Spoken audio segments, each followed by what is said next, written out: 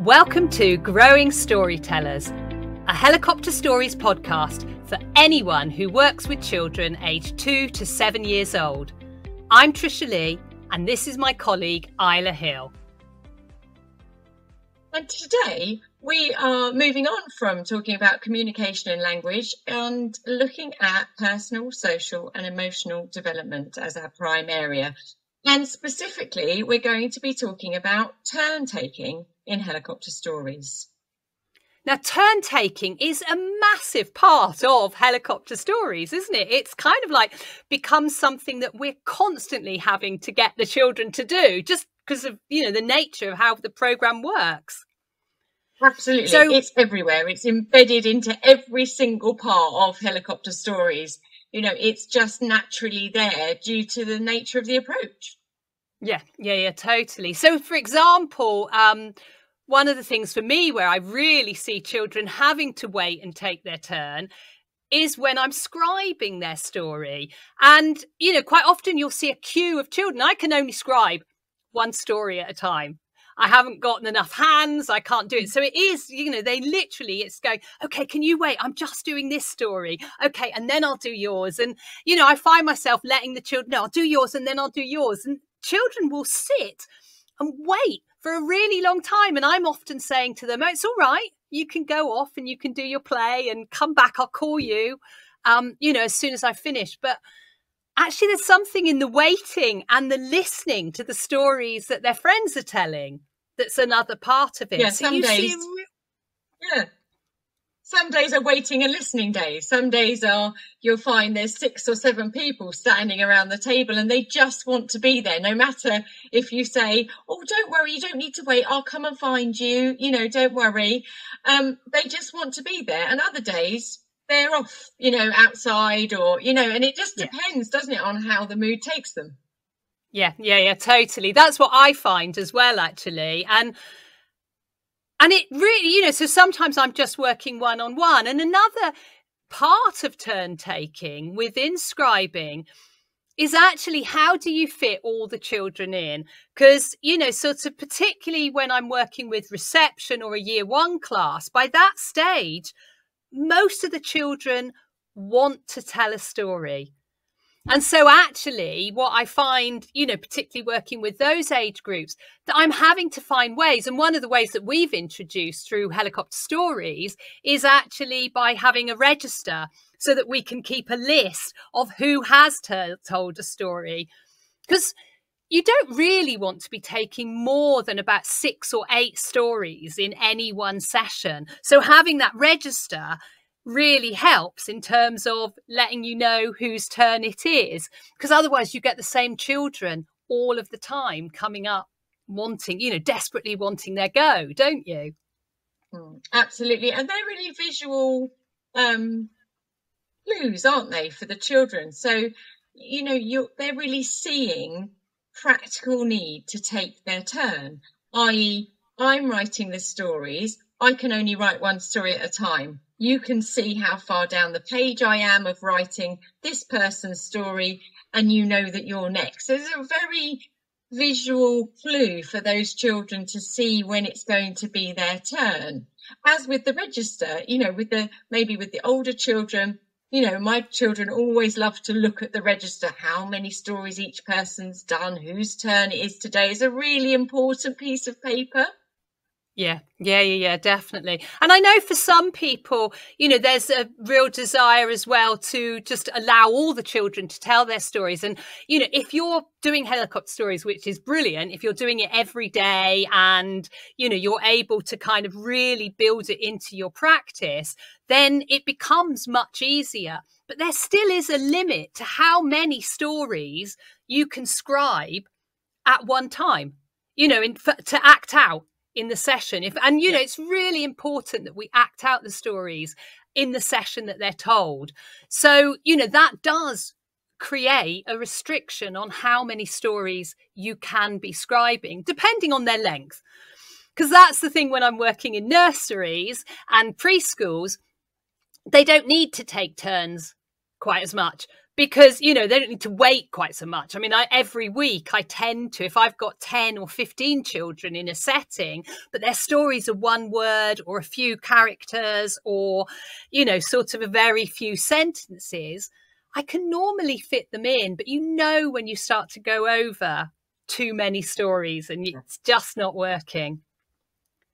I had a setting. I think it's so important. Sorry, go on, you carry on. I'll say my bit. No, I was just going to say there was a setting in Scotland that I went to see, and how they've, you know, got quite a lot of children. It's a preschool setting, but what they do is they run helicopter stories acting out sessions throughout their day, every day. So whoever wants to come and tell a story gets to do it. And when they've got 3 or 4 stories, they then say, oh, we're going to act out these stories. Who wants to come and act out those stories and let that happen? So that's another way of supporting that.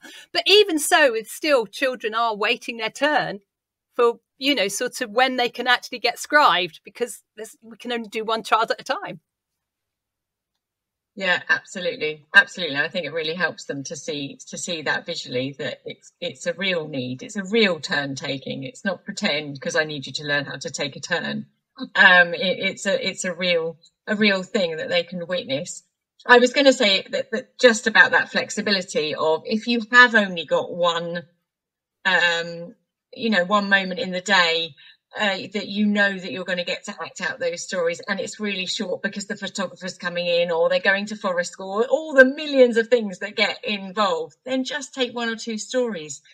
You know, don't feel guilty. Take less stories rather than not act out the stories you've taken. I think that's always a good way to go. And then maybe do it again the next day, or do it in the afternoon, do it twice that day, but break it up. It's got that flexibility.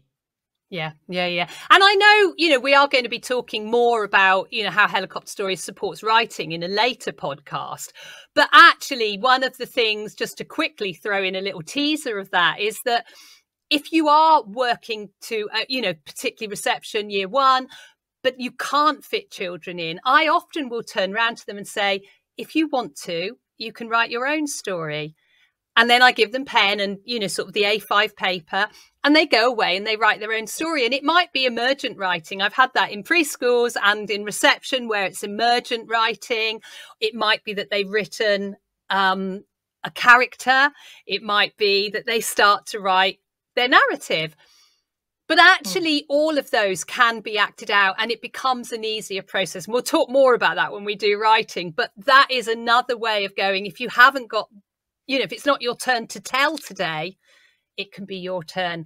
You can go and write your own story, and we will act a part of that out. We will look at how we act that out. So, which encourages writing and gives writing a purpose. But the other thing with helicopter stories, the other thing is that it's not just in the scribing. We also look at turn taking within the acting out, don't we? And how we get children acting their stories. Yeah, absolutely. And again, that's a brilliant visual clue for those children who need that reinforced, is that they can see it coming round as it's so-and-so's, you know. And it's a very important thing to keep an eye on for the children in my preschool, my reception class. Preschool have only just started really in the last, since Easter, maybe, really getting the turn taking, and because we've got a real range of ages in that preschool. And that's because what we're doing is important. Yeah, because we're taking children in turn around the stage. That's, you know, sort of for anyone who doesn't know that. So when we're doing the acting out, it's not a choosing. We're actually taking turns around the stage for who gets up and who gets involved in acting out their story. Absolutely. And my children know whose turn it is next at all times. So if I'm team teaching with the class teacher and one of us has finished and the other one, so we'll act out a story each. So I'll do one, she'll do one. So you're not as aware of where you got up to around the stage. And I'll say, all right, so where did we get to? And the children are immediately, like, they know exactly whose turn it is next. They are watching. They know when it's their turn and whose turn it was last time. I think that's brilliant. Yeah, I find exactly the same, actually, because it's really hard. If I'm running a session on my own, I'm much more aware of where I've got to. But when I'm team teaching, I always find it really difficult because you're going, oh, who did you get to? Who did? But you're right. The children always know. They're aware of whose turn it was, who went up last. No, they've had a go. It's this person's turn. So actually, they're also beginning to really be able to talk about turns and fair and all of those things. And actually, I had a situation, oh, God, it's quite a few years ago now. And I remember I was working, it was in a nursery classroom. And the child came up, it was her story. And I'd been going around and it was her story. And so she got up to be the princess. And it was who was going to be the next character on her story. And it was another princess, and she wanted it to be her friend, but it wasn't her friend's turn, because the other thing we do is we always start where we finished last time. So the next person along, we're not resetting it each time a story starts. So I sort of called her the next person whose turn it was up, and she said, that's not fair. I want Amanda to be the princess. I don't want her to be it. And I was going, but it is fair because everyone's having a turn. And she was going, no, it's not. And I said, shall I show you? And I literally went round and I named who every single character had been, you know, what character the children had played. And she was really looking. I was going, they were a tree and they were the dragon and those two were the house and they did this, and went all the way around. And I said, and now it's so-and-so's turn. And I remember she looked at me and she went, it's fair.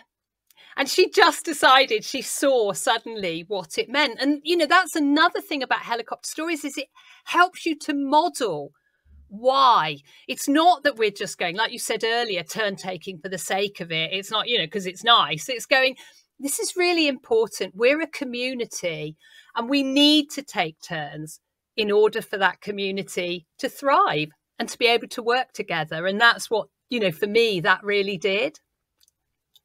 Absolutely. And children love fair, don't they? They love fair. Their foundations of their lives are built on fair, and it must be fair at all times. You know, that's such a big thing. And I know that one of your books, one of the picture books that we talked about in earlier podcasts, Helicopter Stories Tales, which is a series of 3 stories, and one of those is called It's Not Fair. Would you like to tell us a little bit about that?